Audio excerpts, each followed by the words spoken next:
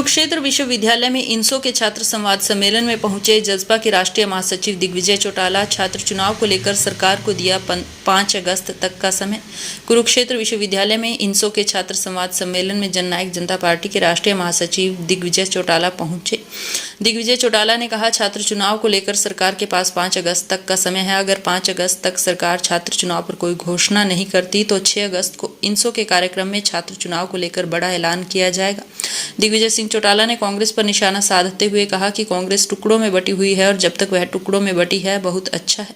दिग्विजय सिंह चौटाला ने कहा कि छात्रों के हितों की रक्षा के लिए छात्र चुनाव बहुत जरूरी है। छात्रों की सभी परेशानियों का अंत छात्र चुनाव से होगा, जिसे लेकर 6 अगस्त को एक बड़ा ऐलान किया जाएगा। सर, 5 दिन की समय सीमा दी है तो क्या हो और चुनाव हो, प्रत्यक्ष तौर पर चुनाव हो। आप सब जानते हैं कि सरकार का वादा था, सरकार ने नोटिफिकेशन जारी की थी और अब सरकार अपने वादे को पूरा करे। तो किस प्रकार अगस्त दिया जी?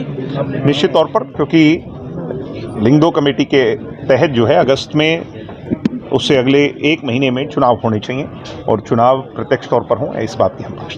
किन मांगों को लेकर मुख्य तौर पे जा रहे हैं लोगों के बीच में, छात्रों? हम तो एक ही मांग को लेकर के जा रहे हैं। बाकी सारे मुद्दे मैं मानता हूं कि इसके अंदर वो सब्सिडरीज हैं, सब चैनल्स हैं।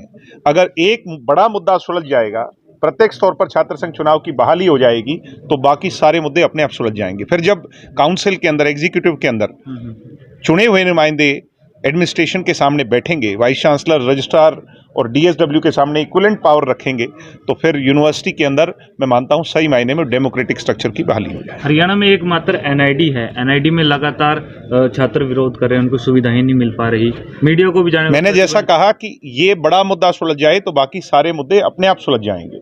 आप देखते हैं दिल्ली में, राजस्थान में और अन्य प्रदेशों में जहां जहां भी चुने हुए नुमाइंदे आते हैं जीतकर, वो बराबर की हैसियत रखते हैं, बराबर की ताकत रखते हैं और वो अपने फैसले खुद कराने में सक्षम होते हैं। दिग्विजय जी, 2024 चुनाव नजदीक है, जिन साथियों ने संघर्ष किया आपके छात्र संघ चुनाव में, लाठियां खाई, क्या उनको टिकट वगैरह? निश्चित तौर पर पहले भी हमने बहुत सारे इंसो के साथियों को टिकट दी और भविष्य में भी इस बात में कोई दोराय नहीं कि हम ज्यादातर युवाओं को टिकट दें। राजस्थान चुनाव में युवाओं को जेजेपी की तरफ से? हाँ, निश्चित तौर पर हम अपने वादे को निभाएंगे। 50% से ज्यादा टिकट नहीं युवाओं को। उन लोगों के लिए क्या कहेंगे दिग्विजय जी, जो लोग कह रहे थे गठबंधन टूटेगा और बाकायदा आपको मीटिंग में बुलाया गया दिल्ली? नहीं, मैं ऐसी चीज़ों पे, या हमारा संगठन ऐसी चीज़ों पे कोई ज़्यादा गौर नहीं करता। ये सब चीज़ें चलती रहती हैं, राजनीति के अंदर तर्क वितर्क होता रहता है और मैं ये सिर्फ इतना ही मानता हूँ कि अभी अच्छा काम कर रही है सरकार।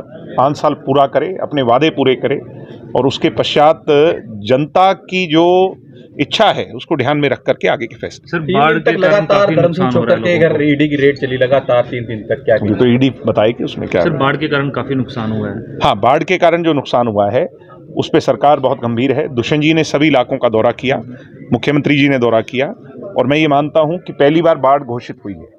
केंद्र की सरकार से इसके लिए फंड एलोकेट हुआ है। किसी भी व्यक्ति का जो नुकसान हुआ है सरकार उसका पूरा हर्जाना देगी। सर, कांग्रेस का हाथ 3 और नए नेता उभर गए हैं, चुनाव नजदीक आते नए नेता। हमें बहुत खुशी है कि डिवाइडेड कांग्रेस है और जब तक डिवाइडेड कांग्रेस है वो यूनाइटेड फ्रंट से लड़ाई नहीं लड़ सकती। तो कांग्रेस ऐसे ही डिवाइडेड रहे तो ज़्यादा अच्छा।